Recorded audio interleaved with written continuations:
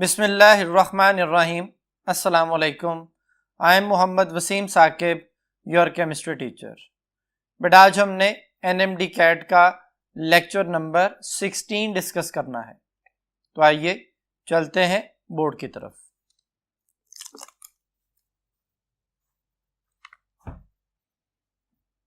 जी students, बेटा आज का जो हमारा लेक्चर है वो है थर्मोकेमिस्ट्री। थर्मोकेमिस्ट्री बेटा केमिस्ट्री की वो ब्रांच है जिसमें जो heat changes during any chemical reactions हैं उनके बारे में हम डिस्कस करते हैं। तो इसमें जो सबसे पहली चीज़ है वो है system surrounding boundary state functions कि बेटा उसकी बेसिक जो ना वो रिक्वायरमेंट्स हैं, बेसिक कंपोनेंट्स हैं जिनसे मिलके हम थर्मोकेमिस्ट्री को स्टडी करेंगे। तो सबसे पहले system, anything under observation is called system. हर वो चीज जो अंडर ऑब्जर्वेशन है वो सिस्टम है बेटा। सिस्टम की तीन टाइप्स हैं, ओपन सिस्टम है, क्लोज सिस्टम है, आइसोलेटेड सिस्टम है। ओपन सिस्टम बेटा वो सिस्टम होता है जिसमें मैस और एनर्जी दोनों सिस्टम से बाहर मूव कर सकें, बाउंड्री जो है उसे बाहर मूव कर सकें या बाउंड्री से अंदर आ सकें, उसे ओपन सिस्टम कहते हैं। तो mass and heat can flow across the boundary. Boundary क्या है? ये बेटा फिजिकल लाइन भी हो सकती है, इमेजिनरी लाइन भी हो सकती है, जिसको क्रॉस करके मैस और हीट जो है वो सिस्टम से बाहर भी जा सके और सिस्टम के अंदर भी आ सके। ओपन सिस्टम बेटा आ गया। क्लोज सिस्टम जो है जिसमें सिर्फ हीट फ्लो कर सके, मैस जो है फ्लो ना कर सके। ओपन सिस्टम की एग्जांपल जो है वो ह्यूमन बॉडी है, कोई ओपन कंटेनर है जिसमें जो है ना वो कोई फर्ज करें लिक्विड पड़ा है, आप उसे हीट कर रहे हैं, तो हीट करने पे जो हीट है वो सिस्टम के अंदर आ रही है और मैस यानी वो जो लिक्विड है उसके वेपर सिस्टम से बाहर जा रहे हैं, तो वो ओपन सिस्टम है। जैसे हम खाना वाना खाते हैं तो ओपन सिस्टम है, हमारी बॉडी से हीट रिलीज होती है, ओपन सिस्टम है। क्लोज सिस्टम वो है जिसमें एक कंटेनर के अंदर कोई गैस बंद कर दी जाए, कोई लिक्विड बंद कर दिया जाए और फिर वो उसमें से रिलीज ना हो सके, सिर्फ हीट सिस्टम के अंदर आ सके, उसे हम क्लोज सिस्टम का नाम देते हैं।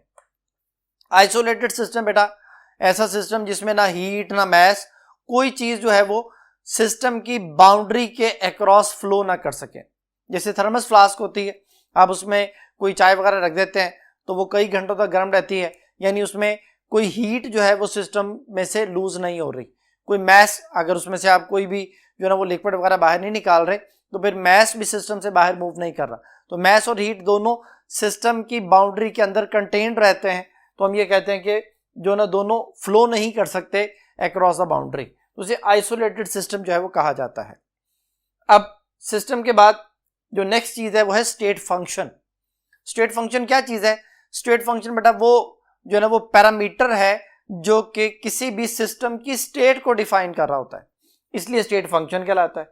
It is macroscopic property of the system और ये हमेशा इनिशियल और फाइनल वैल्यू पे डिपेंड कर रहा होता है, यानी इसकी एग्जैक्ट वैल्यू हम कभी भी मेजर नहीं कर सकते, हम हमेशा इसकी इनिशियल और फाइनल स्टेट के दरमियान डिफरेंस फाइंड आउट करते हैं।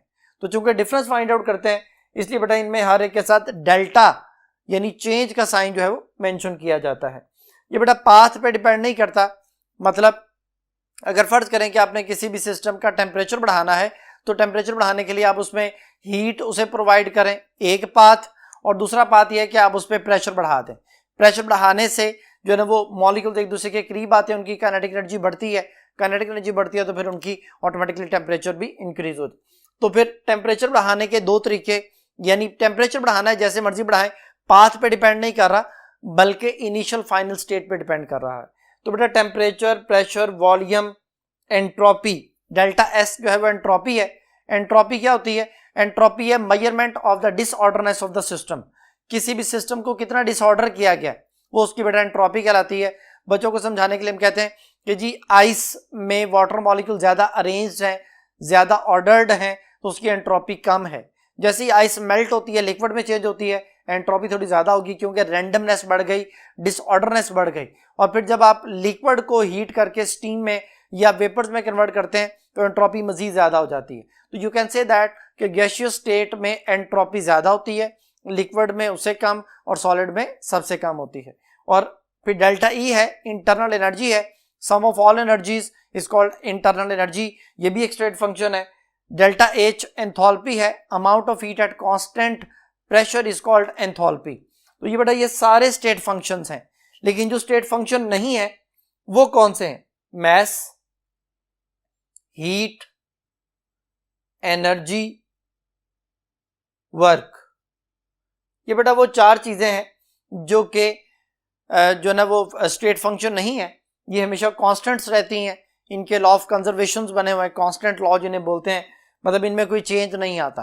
तो ये चार चीजें हैं जो स्टेट फंक्शन नहीं है, बाकी इनके अलावा ये जो सारी चीजें मैंने लिखी हैं ये स्टेट फंक्शन में आती हैं। अब बेटा नेक्स्ट जो कॉन्सेप्ट है बेसिकली जिस चीज से ये चैप्टर रिलेटेड है वो है हीट चेंज। तो दो तरह के रिएक्शन जो है वो हम केमिस्ट्री में पढ़ते हैं, एक एक्सोथर्मिक प्रोसेस या एक्सोथर्मिक रिएक्शन होते हैं और एक एंडोथर्मिक रिएक्शन या एंडोथर्मिक प्रोसेस होते हैं। अब होता क्या है, एक्सोथर्मिक में हीट रिलीज होती है, exo for exit, thermo for heat, heat release हो रही।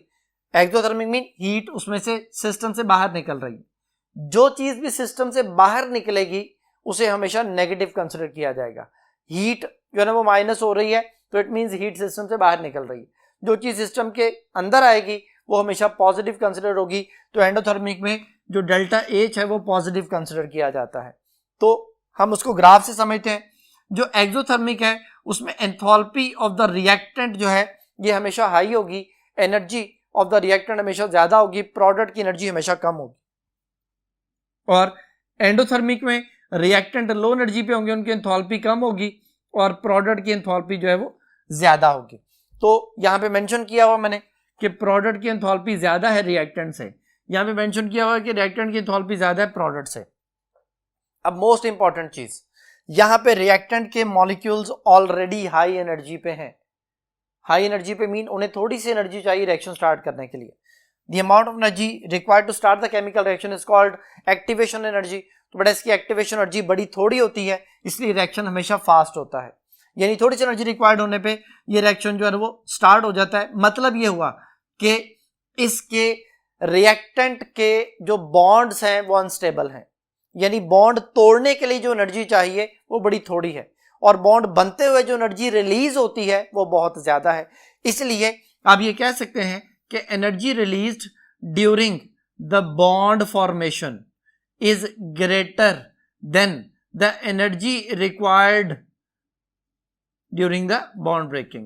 वो जो बॉन्ड ब्रेकिंग में एनर्जी रिक्वायर्ड थी वो बड़ी थोड़ी सी है बेटा ये है, और जो एनर्जी रिलीज हो रही है ड्यूरिंग बॉन्ड फॉर्मेशन वो बहुत ज्यादा है। तो ऑटोमेटिकली डेल्टा एच जो है वो नेगेटिव आ जाएगा। तो यहां पे हम ये कहते हैं कि रिएक्टेंट की हीट एनर्जी एंथैल्पी ज्यादा है प्रोडक्ट से। यहाँ पे एग्जांपल में carbon plus oxygen goes to carbon dioxide. अब कार्बन की बेटा डिफरेंट फॉर्म जो है वो आप देखते हैं हाइड्रोकार्बन में, जैसे पेट्रोल है, गैस वगैरह है, इनको बहुत थोड़ी एनर्जी रिक्वायर्ड होती है, इनको आग लगती है, कार्बन डाइऑक्साइड बनती है और लॉट ऑफ हीट रिलीज होती है। यहाँ पे energy required in bond breaking, reactant बहुत लो एनर्जी पे है। जैसे इस कमरे में नाइट्रोजन ऑक्सीजन दोनों गैसेज मौजूद हैं, लेकिन they need a very high energy, they need a very high amount of heat और temperature to start the chemical reaction, क्योंकि वो बहुत ज्यादा स्टेबल हैं। फिर इतनी ज्यादा एनर्जी रिक्वायर्ड है कि ये जाके रिएक्शन करें, इतनी एनर्जी इन्हें प्रोवाइड की जाए कि इनके बॉन्ड ब्रेक हों। तो यू कैन से दैट कि energy required in bond breaking ये बेटा ग्रेटर है than the energy released during bond formation. तो बॉन्ड ब्रेकिंग में जो एनर्जी रिक्वायर्ड है वो ज्यादा है, ये देखें ये बेटा बहुत ज्यादा एनर्जी रिक्वायर्ड है, और बॉन्ड फॉर्मेशन होनी है लेकिन उसमें बहुत थोड़ी सी एनर्जी रिलीज होती है। तो इसमें फिर एंडोथर्मिक जो रिएक्शन बनता है, हीट सिस्टम के अंदर एब्जॉर्ब होती है, देन वो रिएक्शन जो है वो स्टार्ट होता है। तो चूंकि हम अभी बात कर रहे हैं एंथैल्पी की, तो फिर एंथैल्पीज जो हैं उसकी बहुत सारी टाइप्स हैं। एंथैल्पी ऑफ द रिएक्शन जो है आपके सामने स्क्रीन पे स्लाइड्स नजर आ रही हैं बेटा आपको, उसमें देखिए सबसे पहले नंबर पे जो हमारे पास चीज आ रही है वो है standard enthalpy of the reaction. इसकी जो ना डेफिनेशन बड़ी सिंपल सी है कि किसी भी केमिकल रिएक्शन में अमाउंट ऑफ हीट एवॉल्व या एब्जॉर्ब होती है किसी भी केमिकल रिएक्शन में एट स्टैंडर्ड टेम्परेचर प्रेशर। बेटा रिएक्शन के लिए जो स्टैंडर्ड टेम्परेचर वो 25 डिग्री सेंटीग्रेड है, यानी 298 केल्विन है, और प्रेशर 1 एटमॉस्फेरिक प्रेशर होता है। तो उस वक्त जितनी हीट सिस्टम में एब्जॉर्ब हो रही है या रिलीज हो रही है, that is called standard enthalpy of reaction. इसकी बेटा जो ना बहुत सारी टाइप्स होती हैं, उन टाइप्स में हमारे पास जो यहाँ पे जो कंसिडर की गई हैं वो पहले नंबर पे है standard enthalpy of formation. Enthalpy of formation बेटा आपके सामने ये लिखी हुई है। तो इसकी डेफिनेशन क्या है? अमाउंट ऑफ हीट रिक्वायर्ड और रिलीज। अब रिक्वायर्ड और रिलीज का मतलब है कि वो एक्सो हो सकती है, वो एंडो हो सकती है। अब रिक्वायर्ड एंडो है और रिलीज में एंडो जो ना वो एक्सो हो जाती है। कब? When 1 mole of product is formed, कि अगर 1 मोल प्रोडक्ट बनता है फ्रॉम इट्स एलिमेंट्स, कि उसके जो भी एलिमेंट है जिससे मिलकर वो प्रोडक्ट बनना है, उसे मिलने पे अगर 1 मोल कंपाउंड बन रहा है under standard condition, standard temperature pressure पे, तो जितनी अमाउंट ऑफ हीट रिक्वायर्ड या रिलीज होगी that is called as enthalpy of formation. तो आपने क्या याद करना है कि इसमें पॉजिटिव या नेगेटिव वैल्यू दोनों पॉसिबल है, यानी एक्सो एंडो दोनों जो है ना प्रोसेस हो सकते हैं। नेक्स्ट जो है वो हमारे पास एंथैल्पी ऑफ एटमाइजेशन है बेटा। एंथैल्पी ऑफ एटमाइजेशन हमेशा एंडोथर्मिक होती है। इसमें बेसिकली आपने किसी भी सब्सटेंस के गैसियस एटम बनाने हैं, तो अगर फर्ज करें वो सब्सटेंस सॉलिड है, लिक्विड है, तो आप उसे ब्रेक करेंगे, उसके एटम्स के दरमियान गैप क्रिएट करेंगे। उसके लिए आपको क्या करना पड़ेगा? हीट प्रोवाइड करनी पड़ेगी। जब हीट प्रोवाइड करेंगे तो वो एंडोथर्मिक प्रोसेस हो जाएगा। तो इसलिए एंथैल्पी ऑफ एटमाइजेशन हमेशा एंडोथर्मिक रिएक्शन होता है, एंडोथर्मिक प्रोसेस होता है, डेल्टा एच पॉजिटिव होगा। तो इसकी डेफिनेशन क्या है? Amount of heat energy absorbed when 1 mole of gaseous atoms are formed from its elements under standard condition। यहाँ पे नीचे हाइड्रोजन की उसने एग्जांपल बनाई हुई है। 1 मोल गैसियस एटम बनाने के लिए जितनी एनर्जी रिक्वायर्ड है वो है 218 किलो जूल पर मोल, जो कि एंथैल्पी ऑफ एटमाइजेशन कहलाती है। नेक्स्ट बेटा एंथैल्पी ऑफ न्यूट्रलाइजेशन। ये हमेशा बेटा नेगेटिव होती है, यानी एक्सोथर्मिक प्रोसेस है।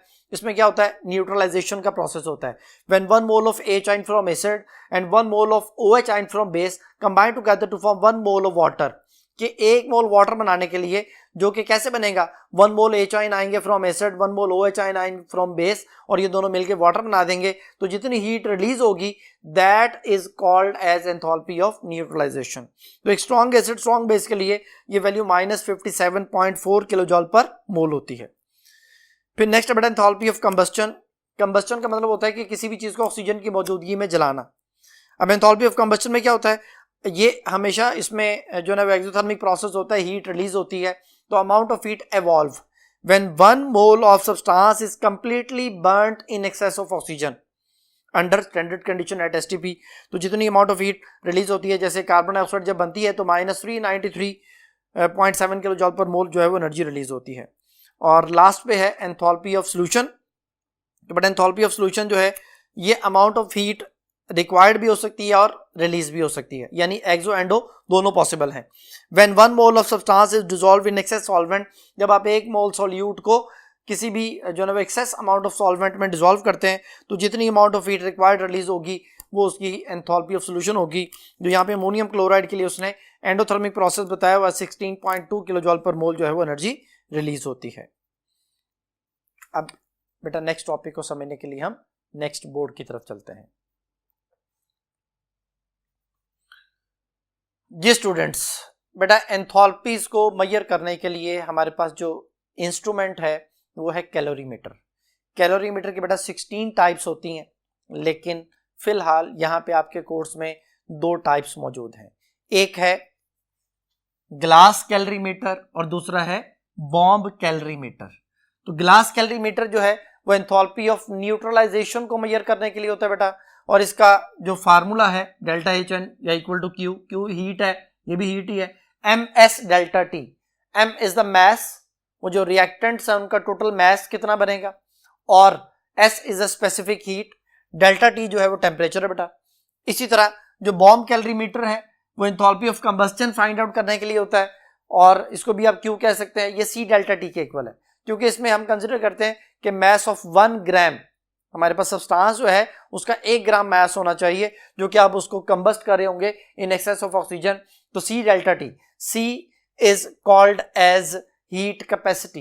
वो जो हीट कैपेसिटी है वो क्या है कि एक जो है वो हम डिग्री टेम्परेचर बढ़ाना चाहते हैं सब्सटेंस का, 1 ग्राम सब्सटेंस का, तो जितना टेम्परेचर रिक्वायर्ड होगा that is called as heat capacity. तो ये बेटा जो दोनों कैलोरीमीटर्स हमारे कोर्स में है, ये बेसिकली तब एंथैल्पी मेजर कर सकते हैं जब वन स्टेप रिएक्शन होगा। अगर मल्टी स्टेप रिएक्शन है फिर उसके लिए बेटा हेसिस लॉ होता है जो बाद में डिस्कस करेंगे। अब इससे रिलेटेड ये जो हमारे पास कैलरीमीटर्स हैं इनके जो फार्मूले हैं इससे रिलेटेड एक एमसीक्यू है जिसमें हमने न्यूमेरिकल टाइप एमसीक्यू है, कैलकुलेशन करनी है। तो बेटा देखिए क्वेश्चन है neutralisation of 50 cubic centimetre of 0.5 molar NaOH at 25 degree centigrade with 50 cubic centimetre of 0.5 molar HCl 25 degree centigrade is raised to 31 degree centigrade. जो बेटा वो कहता है कि न्यूट्रलाइजेशन हमने की है 50 cubic centimetre of 0.5 molar NaOH है और 50 cubic centimetre of 0.5 molar HCl है। एसिड बेस को मिलाया, न्यूट्रलाइजेशन हुई, सॉल्ट बना और हीट रिलीज हुई। वो टेम्परेचर कहता है 25 से बढ़ के 31 हो गया। टेम्परेचर हम डेल्टा टी फाइंड आउट करेंगे। फाइंड एंथैल्पी ऑफ न्यूट्रलाइजेशन हमने डेल्टा H1 फाइंड आउट करना है। Specific heat of water Q जो है वो जो बेसिकली S है उसने हमें दी हुई है 5 जूल पर केल्विन पर ग्राम। तो बेटा हम इसकी कैलकुलेशन करते हैं। मैंने यहाँ पे कुछ बातें लिख ली हैं, देन हम इसकी एंथैल्पी ऑफ न्यूट्रलाइजेशन को कैलकुलेट करते हैं। तो देखिए बेटा स्पेसिफिक हीट दी गई है 5 जूल पर केल्विन पर ग्राम। अब मैस हमने फाइंड आउट करना है क्योंकि फार्मूला है MS डेल्टा टी। एस तो दे दिया, डेंसिटी का फार्मूला होता है मैस पर वॉल्यूम। तो मैस पर वॉल्यूम से यहाँ पे वॉल्यूम इधर आके मल्टीप्लाई हो जाएगा, mass is equal to volume into density. अब वॉल्यूम जो है वो क्या है बेटा, वॉल्यूम दो चीजों को उसने प्रोवाइड किया था कि 50 क्यूबिक सेंटीमीटर HCl है और 50 क्यूबिक सेंटीमीटर जो है वो NaOH है। बेटा एसिड बेस दोनों जब आपस में मिला दिए तो अब टोटल वॉल्यूम जो है वो हमारे पास 100 क्यूबिक सेंटीमीटर हो गया, इसलिए मैंने दोनों को ऐड कर लिया। मल्टीप्लाई बाय डेंसिटी जो है वो 1 होती है, तो इन दोनों को ऐड करने से 100 मल्टीप्लाई बाय 1 100 ग्राम हमारे पास बेटा उसका मैस आ गया। एस दिया हुआ है, डेल्टा टी टेम्परेचर बताया था कि 31 डिग्री जो है ना वो बढ़ के हो गया। इनिशियल टेम्परेचर 25 था तो delta T T2 minus T1 6 जो ना वो डिग्री सेंटीग्रेड लिख लें या 6 केल्विन लिख लें। क्योंकि ये डेल्टा टी है तो डिफरेंस केल्विन सेंटीग्रेड दोनों में सेम होता है। तो ये हमारे पास आ गया जी 6 टेम्परेचर आ गया। अब M है 100, S है 5 और डेल्टा टी है 6, मल्टीप्लाई किया 3000 जूल हमारे पास जो आ गया, क्योंकि स्पेसिफिक हीट जो थी वो जूल में दी गई थी बेटा। तो फिर इस जूल को किलो जूल में कन्वर्ट करेंगे तो 1000 पे डिवाइड करेंगे तो 3 किलो जूल हमारे पास जो है वो इसकी हीट की वैल्यू आ गई। अब हम आते हैं जिसने हमें प्रोवाइड किया था कि 50 क्यूबिक सेंटीमीटर HCl था 0.5 और NaOH भी था 0.5, दोनों 0.5 मोलर थे। मोलैरिटी दोनों की 0.5 है और उसके 50 क्यूबिक सेंटीमीटर है, लिख दिया मैंने 50 क्यूबिक सेंटीमीटर 0.5 मोलर सोल्यूशन। अब हमने इसको, ये तो 0.5 मोलर सोल्यूशन के 50 क्यूबिक सेंटीमीटर है, तो अगर ये 1000 क्यूबिक सेंटीमीटर होता तो क्या होना था। उसके लिए फिर M1 V1 M2 V2 1000 volume हम बनाना चाहते हैं। उस वक्त मोलैरिटी क्या होगी, अभी उसकी मोलैरिटी 0.5 है, 0.5 मोलर है और वॉल्यूम है 50 क्यूबिक सेंटीमीटर। तो फिर उसकी मोलैरिटी फाइंड आउट करने के लिए हमने ये 1000 इधर आके डिवाइड किया, 1000 डिवाइड हुआ, आंसर हमारे पास 0.025 मोलर आ गया। ये आ गई मोलैरिटी। अब मोलैरिटी आ चुकी है यानी इतने मोलर सोल्यूशन है हमारे पास, ये वाली वैल्यू जो है वो आ चुकी है। तो अब हम इसे किलो जूल पर मोल में कन्वर्ट करेंगे, यानी इस जो ना मोल्स पे डिवाइड करेंगे तो हमारे पास किलो जूल पर मोल वैल्यू आ जाएगी। तो 3 डिवाइडेड बाय 0.05 मतलब हमारे पास ये जो 3 है, 3 को जब आप 0.025 यानी इसका पॉइंट अगर आप खत्म करते हैं तो बेटा इसके नीचे 1000 आ जाएगा, 1000 नीचे से ऊपर इधर आके मल्टीप्लाई होगा। तो 3 मल्टीप्लाई बाय 1000 आ गया और डिवाइडेड बाय 25 आ गया। 25 को जब इसे आप कैंसिल करेंगे 25 4 100 और 0 आ गया। 40 को आप 3 से मल्टीप्लाई करेंगे 120 किलो जूल आया। माइनस साइन इसलिए लगाया कि एंथैल्पी ऑफ न्यूट्रलाइजेशन जो है वो हमेशा माइनस में होती है। तो इसका आंसर जो है वो -120 किलो जूल पर मोल जो है वो इसकी एंथैल्पी ऑफ न्यूट्रलाइजेशन हमने कैलकुलेट की बेटा। तो पहली ऑप्शन -125 किलो जूल है, किलो जूल पर मोल है। बीटा ऑप्शन -130 किलो जूल पर मोल है। चार्ली ऑप्शन -120 किलो जूल पर मोल है। डेल्टा ऑप्शन -135 किलो जूल पर मोल है। तो इसका आंसर बेटा चार्ली ऑप्शन हुआ। नेक्स्ट क्वेश्चन जो है बेटा, हाइड्राजीन N2H4 जो कि रॉकेट फ्यूल है, it burn in oxygen to give nitrogen. कहता है ये ऐसे ऑक्सीजन की मौजूदगी में हमने जलाया तो नाइट्रोजन गैस मिली एंड वाटर मिला। इक्वेशन बेटा उसने दे दी है, 1 gram of N2H4 is burn in bomb calorimeter. उसका 1 ग्राम हमने लिया और उसे जो ना बॉम्ब कैलोमीटर के अंदर बर्न किया। And increase of temperature recorded is 4 degree. Temperature बढ़ गया 4 डिग्री तक। इनिशियल फाइनली बताया, डेल्टा टी बताया डायरेक्ट, वो बेटा 4 आ गया। The heat capacity of the calorimeter is 5 kilo joule पर केल्विन पर ग्राम। अब बेटा टेम्परेचर जो है ना वो उसने हमें डेल्टा टी दे दिया है और उसने उसकी हीट कैपेसिटी भी दे दी है। तो हीट कैपेसिटी ये है जो कि उसने हमें प्रोवाइड की है 5 और डेल्टा टी जो है बेटा 4 है। तो दोनों को मल्टीप्लाई किया तो 20 किलो जाउल आया, क्योंकि हीट कैपेसिटी किलो जाउल में दी गई थी। तो ये बेटा हमारे पास बन गया 20 किलो जाउल। लेकिन अभी हमने इसको पर मोल में कन्वर्ट करना है। अब पर मोल में कन्वर्ट करने के लिए क्या करेंगे, हमारे पास जो 1 ग्राम ऑफ हाइड्राजीन जो उसने हमें दिया हुआ है, 1 ग्राम ऑफ हाइड्राजीन में इतनी वैल्यू निकल रही है 20 किलो जाउल बस पर ग्राम आप इसे कह लें, क्योंकि ये 1 ग्राम हाइड्राजीन के लिए है। तो अगर 1 मोल के लिए फाइंड आउट करना चाहते हैं तो बेटा इसको हम मल्टीप्लाई करेंगे 1 मोल के अमाउंट से। अब 1 ग्राम के लिए तो ये आ चुकी है, 1 ग्राम के लिए आ चुकी है। अब हाइड्राजीन जो है वो N2H4 है। N2H4 का मतलब है 2 नाइट्रोजन है, एक नाइट्रोजन का मास जो है वो 14 है, 14 मल्टीप्लाई बाय 2 28, 28 प्लस 4 32। 1 ग्राम के लिए इतनी है, तो बेटा 32 ग्राम के लिए कितनी होगी, इस 20 किलो जाउल को आप 32 से मल्टीप्लाई कर लेंगे। 32 को 2 से मल्टीप्लाई करें 64, 20 से मल्टीप्लाई करेंगे तो 640 किलो जाउल आ जाएगी हमारे पास 1 मोल के लिए। और माइनस साइन हम इसके साथ लगाएंगे क्योंकि एंथैल्पी ऑफ कंबस्टन भी हमेशा नेगेटिव होती है, एक्सोथर्मिक होती है। फिर हमारे पास जो आंसर बनेगा वो -640 किलो जाउल पर मोल बनेगा बेटा। तो पहली ऑप्शन है -640 किलो जाउल पर मोल और यही बेटा इसका आंसर है। बीटा ऑप्शन पॉजिटिव 640 है, ये तो आंसर नहीं बनता। चार्ली ऑप्शन 620 किलो जाउल पर मोल है, ये भी आंसर नहीं बनता। और डेल्टा ऑप्शन -620 ये भी पॉसिबल नहीं है। तो आंसर हुआ अल्फा ऑप्शन। जी बेटा, अब नेक्स्ट जो टॉपिक है उसको समझने के लिए हम नेक्स्ट बोर्ड की तरफ चलते हैं।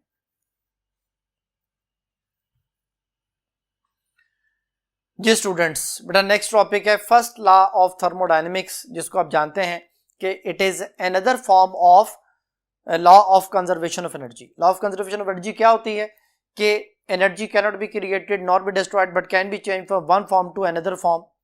एनर्जी को आप ना बना सकते हैं ना खत्म कर सकते हैं, एक शक्ल से दूसरी शक्ल में चेंज कर सकते हैं। इसकी मैथमेटिकल फॉर्म 2 है बेटा, delta E is equal to Q plus P delta V, कि जब कोई भी हीट किसी सिस्टम को प्रोवाइड की जाती है तो वो 2 काम करती है। एक तो इंटरनल एनर्जी को बढ़ाती है। इंटरनल एनर्जी क्या है, सम ऑफ ऑल एनर्जीज। कौन see all energies? Kinetic energy जो है उसकी 3 टाइप्स हैं, translational kinetic energy, rotational kinetic energy और वाइब्रेशनल काइनेटिक एनर्जी। इसके साथ पोटेंशियल एनर्जी आ जाएगी। तो ये 4 एनर्जीज का जो सम है वो हमारे पास इंटरनल एनर्जी है। एक तो टेम्परेचर, जब आप किसी भी सिस्टम को हीट प्रोवाइड करते हैं तो उसका बेसिकली इंटरनल एनर्जी बढ़ रही होती है, प्लस वर्क डन होता है। वर्क डन का जो फार्मूला है वो होता है फोर्स इनटू डिस्प्लेसमेंट। अब फोर्स जो है उसकी जगह पर अगर प्रेशर इनटू एरिया लिख लिया जाए तो प्रेशर, एरिया और डिस्टेंस, ये एरिया और डिस्टेंस मल्टीप्लाई करके वॉल्यूम बन जाता है। तो हमारे पास ये उसकी फर्स्ट लॉ ऑफ थर्मोडायनेमिक्स की एक स्टेटमेंट आ गई। और ये बेटा उसकी सेकंड स्टेटमेंट आ गई, Q minus P delta V।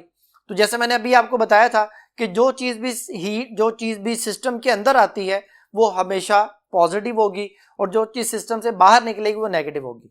यानी ये जो है ये वर्क डन बाय सिस्टम है और ये वर्क डन ऑन सिस्टम है।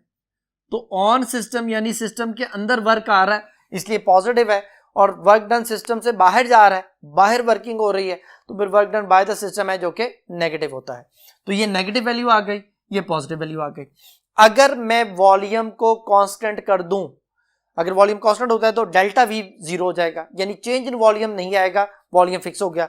तो जब डेल्टा V 0 हो जाएगा बेटा तो इसकी जगह पर 0 खत्म हो गया, delta E is equal to QV, यानी इंटरनल एनर्जी की एक और डेफिनेशन आ गई। इंटरनल एनर्जी की डेफिनेशन क्या बनी, amount of heat at constant volume. और इसी तरह जो है ना वो एंथैल्पी को कैलकुलेट कर सकते हैं, जो मैंने भी आपको डेफिनेशन थोड़ी देर पहले बताई थी, वो क्या थी, amount of heat at constant pressure. जब आप प्रेशर कांस्टेंट करते हैं तो जितनी अमाउंट ऑफ हीट किसी सिस्टम में एब्जॉर्ब होती है वो उसकी एंथैल्पी कहलाती है। अब कांस्टेंट प्रेशर के लिए पिस्टन हमेशा मूवेबल रखा जाता है और कांस्टेंट वॉल्यूम के लिए पिस्टन को फिक्स किया जाता है। तो जब पिस्टन मूवेबल होगा तो ऑटोमेटिकली वो ज्यादा वॉल्यूम जो है ना वो उसके अंदर हीट ज्यादा आ सकेगी, ज्यादा वॉल्यूम ऑक्यूपाई करेगा सिस्टम, ज्यादा हीट को अपने अंदर एब्जॉर्ब कर सकेगा। इसीलिए एंथैल्पी जो हमारे पास है यानी amount of heat at constant pressure जो है वो ज्यादा होगी एट कांस्टेंट वॉल्यूम के, क्योंकि कांस्टेंट वॉल्यूम में वॉल्यूम फिक्स हो गया, अब उसके अंदर जितनी भी हीट आनी थी वो आ चुकी, लेकिन कांस्टेंट प्रेशर में पिस्टन मूवेबल था। तो इसी वजह से मैंने ये दो रिलेशन लिखे हैं कि amount of heat at constant pressure amount of heat at constant volume से ज्यादा है, यानी ये चीज डेल्टा एच के इक्वल है, तो डेल्टा एच ज्यादा होगी इंटरनल एनर्जी से। इसी तरह एंथैल्पी का जो एक रिलेशन है delta H is equal to delta E plus P delta V, तो आप जानते हैं कि P V is equal to N R T है। अगर बेटा वॉल्यूम में डेल्टा है तो नंबर ऑफ मोल्स में भी डेल्टा, जो कि आप जो ना पढ़ के आते हैं एवोगैड्रोस लॉ में कि वॉल्यूम डायरेक्टली प्रोपोर्शनल है नंबर ऑफ मोल्स के। अगर नंबर ऑफ मोल्स चेंज होते हैं तो वॉल्यूम ऑटोमेटिकली चेंज हो जाता है। तो P V is equal to N R T, P delta V की जगह पे डेल्टा एन आर टी ये हमारे पास आ गया। यानी यहां से आप कैलकुलेट कर सकते हैं delta H minus delta E is equal to delta N R T. तो यहाँ पे अगर कोई इक्वेशन में प्रोवाइड की जाएगी तो उसका डेल्टा एन फाइंड आउट किया जाएगा। डेल्टा एन क्या चीज है? Number of moles of product minus number of mole of reactant. तो यहाँ पुट करके आप उसका ये रिलेशन फाइंड आउट कर सकते हैं। तो ये बन गया हमारे पास फर्स्ट लॉ ऑफ थर्मोडायनेमिक्स। अब यहाँ पे जो उसने कुछ बातें जो उसमें स्लाइड में भी मेंशन की हैं, स्लाइड बेटा आपके सामने है, उस स्लाइड में देखिए आप साइन ऑफ डेल्टा एच जो है ये बेटा स्लाइड्स हैं। तो इसमें दो चीजें मेंशन की गई हैं, हीट क्यू और वर्क डब्ल्यू। तो हीट के बारे में तो मैं आपको बता चुका हूं कि ये एनर्जी है, स्टेट फंक्शन नहीं होती और रैंडम फॉर्म ऑफ एनर्जी है। जब टेम्परेचर में चेंज आता है तब हीट सिस्टम के अंदर या सिस्टम से बाहर मूव कर सकती है, यानी ये पाथ डिपेंडेंट पैरामीटर है। पाथ चेंज करेंगे ऑटोमेटिकली इसकी वैल्यू चेंज होगी। इसके यूनिट जो है वो जाउल है, किलो जाउल है, कैलोरीज होती हैं। और पॉजिटिव तब होती है जब हीट सिस्टम के अंदर ऐड हो रही होती है और नेगेटिव तब होती है जब हीट सिस्टम से बाहर जा रही होती है। इसी तरह वर्क डन है, वर्क डन के लिए भी आप जाउल यूज करते हैं इन ऐसे सिस्टम। इस तरह जो 1 जाउल है वो 10⁻⁻7 अर्ग के बराबर होता है।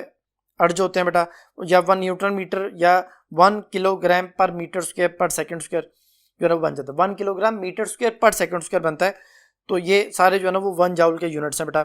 वर्क डन नेगेटिव कब होता है? जब work done is by the system हो। और वर्क डन पॉजिटिव कब होता है? जब work is done on the system हो। तो ये सारी बातें हमने पहले डिस्कस कर ली हैं। अब बेटा आपके सामने जो चीज़ हम समझने लगे हैं वो है हेसिस लॉ। हेसिस लॉ क्या चीज़ है बेटा? हेसिस लॉ बेटा उन तमाम रिएक्शंस पे अप्लाई होता है जिनकी एंथैल्पी आप डायरेक्टली मेजर नहीं कर सकते। जैसे कार्बन टेट्राक्लोराइड है, वो डायरेक्टली प्रिपेयर नहीं होता तो डायरेक्टली उसकी एंथैल्पी मेजर भी नहीं होती। इसी तरह आप लैब के अंदर कार्बन मोनोऑक्साइड प्रिपेयर नहीं कर सकते तो कार्बन मोनोऑक्साइड की जो एंथैल्पी ऑफ फॉर्मेशन है वो कैलकुलेट करने के लिए हमें हेसिस लॉ की जरूरत पड़ती है। बोरिक एनहाइड्राइड है, वो डायरेक्टली प्रिपेयर नहीं होता, हमें उसकी एंथैल्पी की जो नो मेजर करने के लिए हमें उसे मैथमेटिकली कैलकुलेट करना पड़ता है। देन वी नीड हेसिस लॉ, क्योंकि वो कैलोरीमीटर से फाइंड आउट नहीं हो रहा। कैलोरीमीटर तो 1 स्टेप रिएक्शन के लिए बेसिकली यूज हो रहा था, तो ये ज्यादा नंबर ऑफ स्टेप्स वाले रिएक्शन है, फिर इनकी एंथैल्पी को मेजर करने के लिए हम हेसिस लॉ का सहारा लेते हैं। हेसिस लॉ क्या कहता है? हेसिस लॉ कहता है कि अगर एक प्रोसेस डायरेक्टली जो है ना वो परफॉर्म किया जा सकता है तो उसमें जितनी भी हीट चेंज होगी वो इक्वल होगी अगर आप उसे किसी सेकेंड रूट के जरिए प्रिपेयर करते हैं। यानी ए से डी पे आप जा रहे हैं, कोई हीट चेंज आ रहा है डेल्टा एच, आप पहले ए से बी में जाते हैं, बी से सी में जाते हैं, सी से डी में जाते हैं, तो बेटा ये जो जितनी हीट चेंजेस है इन सब को अगर सम अप करेंगे तो वो डायरेक्ट स्टेप की हीट के बराबर होगी and that is called as Hess's law. इसको अगर साइक्लिक वे में लिखा जाए तो समेशन ऑफ डेल्टा एच यानी इन सब का सम अप किया जाए तो ये इधर आगे माइनस होगा, टोटल आंसर 0 आ जाएगा। तो समेशन ऑफ जो एंथैल्पी चेंज है फॉर अ साइक्लिक प्रोसेस ये हमेशा 0 के इक्वल होता है। अब बेटा है क्या चीज? इसकी मदद से आप एंथैल्पी चेंज मेजर कर सकते हैं किसी 1 स्टेप रिएक्शन के लिए भी और मल्टी स्टेप रिएक्शन के लिए भी। और इसकी मदद से आप enthalpy of combustion, enthalpy of formation और वो एंथैल्पीज जो डायरेक्टली मेजर नहीं होती उनको कैलकुलेट कर सकते हैं। और मोस्ट इंपॉर्टेंट जो चीज है वो है लैटिस एनर्जी को आप आसानी से कैलकुलेट कर सकते हैं। अब लैटिस एनर्जी को कैलकुलेट करने के लिए हमारे पास जो चीज है, जो इसकी एप्लीकेशन है हेसिस लॉ की, वो है बॉर्न हैबर साइकिल। लेकिन बॉर रेबर साइकिल को समझने से पहले हम इससे रिलेटेड जो है वो एमसीक्यू को देखते हैं बेटा। हेसिस लॉ से रिलेटेड एमसीक्यू जो है वो आपके सामने बेटा। By applying Hess's law calculate the enthalpy change for the formation of an aqueous solution of ammonium chloride from ammonia gas and HCl। कहते हैं हेसिस लॉ को अप्लाई करें तो कैलकुलेट करें एंथैल्पी चेंज को जो कि aqueous solution of ammonium chloride के लिए जो कि अमोनिया और HCl के मिलने से बनता है। The result for the various reaction and pressure are as follows. बेटा उसने जो रिजल्ट्स हैं उसने डेल्टा H प्रोवाइड किए हुए हैं। NH3 को वाटर में डिसॉल्व करें, अमोनिया का एक्वस सॉल्यूशन बन गया, उसकी डेल्टा H वैल्यू दी हुई है -35.16 है बेटा। HCl को आपने वाटर में डिसॉल्व किया, उसका एक्वस सॉल्यूशन बना, उसकी एंथैल्पी दी गई है -72.41 किलोजूल पर मोल। फिर इन दोनों एक्वस सॉल्यूशन को जब आपस में मिलाएंगे तो अमोनियम क्लोराइड का एक्वस सॉल्यूशन बन जाएगा जिसकी एंथैल्पी दी गई है -51.48 किलोजूल पर मोल। अब एक तो है डायरेक्ट प्रोसेस और एक है इनडायरेक्ट प्रोसेस। तो बेसिकली यहाँ पे जो है ना वो ये तीनों चीजें एक ही स्टेप का हिस्सा है। मतलब कि पहले अमोनिया का एक्वस सॉल्यूशन बना, HCl का एक्वस सॉल्यूशन बना, फिर उन दोनों को आपने मिला दिया। इसमें डायरेक्ट इनडायरेक्ट तो दिया नहीं गया, ये तो सारे एक स्टेप वाइज चल रहे हैं, सीरीज में चल रहे हैं। तो हम इन सब की जो है एंथैल्पीज को जमा कर लेंगे तो हमारे पास टोटल अमोनियम क्लोराइड के एक्वस सॉल्यूशन की एंथैल्पी आ जाएगी। तो -35, -72, -51 जब आप तीनों का सम अप करेंगे तो -159.05 किलोजूल पर मोल बनता है जो कि अल्फा ऑप्शन में लिखा हुआ है, बाकी ऑप्शन मैच नहीं करती, तो इसका आंसर हुआ अल्फा ऑप्शन। अब बेटा नेक्स्ट जो कॉन्सेप्ट है वो है हमारे पास बॉर्न-हैबर साइकिल। बॉर्न-हैबर साइकिल क्या है? बॉर्न-हैबर साइकिल की मदद से हम सोडियम क्लोराइड की लैटिस एनर्जी या किसी भी सॉल्ट की लैटिस एनर्जी को कैलकुलेट कर सकते हैं। अब होता क्या है कि इसमें सोडियम सॉलिड है, क्लोरीन गैस है। सोडियम सॉलिड, क्लोरीन गैस दो डिफरेंट जो है ना हमारे पास आप कह सकते हैं कि कंपोनेंट्स हैं, उनकी फिजिकल स्टेट डिफरेंट है। डायरेक्टली अगर आप प्रिपेयर करते हैं तो ये डेल्टा H है, लेकिन यहां पे से डेल्टा HF कहा गया है एंथैल्पी ऑफ फॉर्मेशन, जो कि उसने वैल्यू हमें दे दी है। डेल्टा HF की वैल्यू है बेटा -411 किलोजूल पर मोल। अब इसी प्रोसेस को इनडायरेक्टली देखते हैं कि पहले सोडियम का गैसीय आयन बनाए।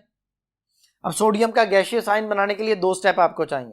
ये सॉलिड है और ये गैस लिखा हुआ है, यानी पहले आपको एटमाइजेशन करनी पड़ेगी सोडियम की, जो कि होती है 108 किलोजूल पर मोल। फिर सोडियम सॉलिड से जब गैस बन गया तो आपने उसकी आयोनाइजेशन करनी है। तो enthalpy of ionisation of sodium जो कि होती है 496 किलोजूल पर मोल। ये बेटा दो स्टेप हमने किए और हमारे पास जो है वो सोडियम गैसियस आयन बन गया। सोडियम से जो है ना वो आपने एक इलेक्ट्रॉन रिमूव कर दिया, उसकी आयोनाइजेशन एनर्जी 496 किलोजूल पर मोल जो है ना वो अमाउंट प्रोवाइड करके। अब क्लोरीन पे आते हैं। क्लोरीन मॉलिक्यूल है तो हमें क्लोरीन की एटमाइजेशन करनी पड़ेगी। एटमाइजेशन ऑफ क्लोरीन 121 किलोजूल पर मोल। ये सारी एंडोथर्मिक जो है वैल्यूज हैं, यानी हीट रिक्वायर्ड है बेटा। और एंड पे क्लोरीन एटम जब बन जाएगा तो आपने उसके अंदर एक इलेक्ट्रॉन ऐड करना है तो क्लोराइड आयन बनेगा। इलेक्ट्रॉन की एडिशन को इलेक्ट्रॉन एफिनिटी कहा जाता है, जो कि क्लोरीन की हमारे पास जो है वैल्यू है -349 किलोजूल पर मोल। अब ये चार स्टेप में आप सोडियम सॉलिड से sodium gaseous ion, chlorine molecule से क्लोरीन गैसियस आयन बना चुके हैं। यानी ये अभी एक जो ना चीज आई है। अब ये दो ऑपोजिट आयंस वाले जो गैसियस आयन है, जब इनको आपस में कंबाइन किया जाता है तो जितनी अमाउंट ऑफ हीट रिलीज होती है that is called lattice energy. तो हम इस प्रोसेस को कहते हैं डेल्टा HX। डेल्टा HX जो है वो किसके इक्वल है? यहां पे लिख रहा हूं, डेल्टा HX इक्वल है एटमाइजेशन ऑफ सोडियम और आयोनाइजेशन ऑफ सोडियम। फिर इसको हम जरा सेपरेट कर देते हैं। फिर एटमाइजेशन ऑफ क्लोरीन और इलेक्ट्रॉन एफिनिटी ऑफ क्लोरीन। इन सारी वैल्यूज को सम अप करते हैं बेटा। 108 है, 496 है और 121 है, -349 है। ये प्लस माइनस करके आंसर आता है 376 किलोजूल पर मोल। ये बेटा डेल्टा HX आ गया। अब डेल्टा HX के बाद जब ये गैसियस आयन बन गए तो इनको अब आपस में जोड़ के जो है ना इनको सॉलिड 1 मोल ऑफ सॉलिड बनाना है। तो इसको बोलते हैं लैटिस एनर्जी। लैटिस एनर्जी की डेफिनेशन क्या है कि जब 1 मोल गैसियस आयंस मिलाने के बाद 1 मोल सॉलिड बन जाए तो जितनी अमाउंट ऑफ हीट रिलीज होती है that is called lattice energy. तो अब हेसिस लॉ की मदद से हमने लैटिस एनर्जी कैलकुलेट करनी है, जिसको आप डायरेक्टली कैलोरीमीटर से कैलकुलेट नहीं कर सकते। अब हेसिस लॉ क्या है? डायरेक्ट स्टेप की एनर्जी, ये है डायरेक्ट स्टेप। तो डायरेक्ट स्टेप की एनर्जी इक्वल है sum of indirect steps. Indirect step है कि पहले आपने डेल्टा एच एक्स ये काम किया, उनके आयंस बनाए और बाद में फिर उनको आयंस को आपस में मिलाया। तो delta H F is equal to delta H X plus delta H L. इसकी वैल्यू है -411 और इसकी वैल्यू हुई है 376 प्लस लैटिस एनर्जी। ये इधर आके बेटा माइनस हो जाएगा, -411 -376, लैटिस एनर्जी आ गई बेटा -787 किलो जूल पर मोल। ये लैटिस एनर्जी सोडियम क्लोराइड के लिए है। यानी इस तरीके से आप किसी भी सॉल्ट की, किसी भी कंपाउंड की लैटिस एनर्जी जो है वो कैलकुलेट कर सकते हैं। तो ये सोडियम क्लोराइड की थी। अब बेटा इन सारे टॉपिक्स को जिनको अब तक हम पढ़ चुके हैं, इन सब से रिलेटेड कुछ एमसीक्यूज हैं, अब हम उनको डिस्कस करते हैं। पहला एमसीक्यू है बेटा, whenever a reaction is endothermic then it means, कहता है जब कभी भी रिएक्शन एंडोथर्मिक होता है तो उसका मतलब क्या होता है। पहली ऑप्शन है heat is transferred from surrounding to the system, बिल्कुल ठीक है।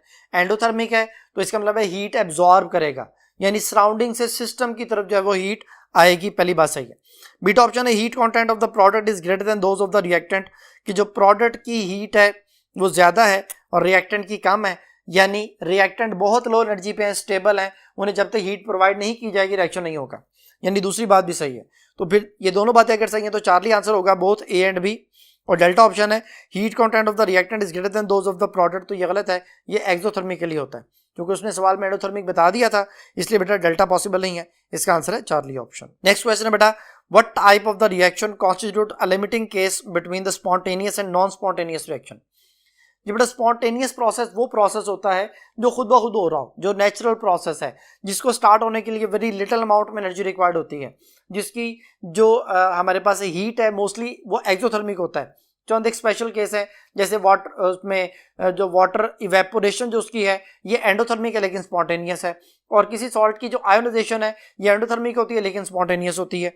तो जितने भी स्पॉन्टेनियस प्रोसेस हैं ये ज्यादातर यूनि डायरेक्शनल होते हैं, नेचुरल है इसलिए यूनि डायरेक्शनल होते हैं। यूनि डायरेक्शनल है तो इसका मतलब ये हुआ कि वो इरिवर्सिबल होते हैं। अब पहली ऑप्शन जो है वो इरिवर्सिबल है। सवाल ये था कि what type of reaction constitutes a limiting case between the spontaneous and non spontaneous. कौन सी चीज लिमिटिंग केस है बेटा? तो जो इरिवर्सिबल है ये तो स्पॉन्टेनियस को फॉलो कर रहे होते हैं। बीटा ऑप्शन है रिवर्सिबल, रिवर्सिबल जो है वो स्पॉन्टेनियस को फॉलो नहीं करते।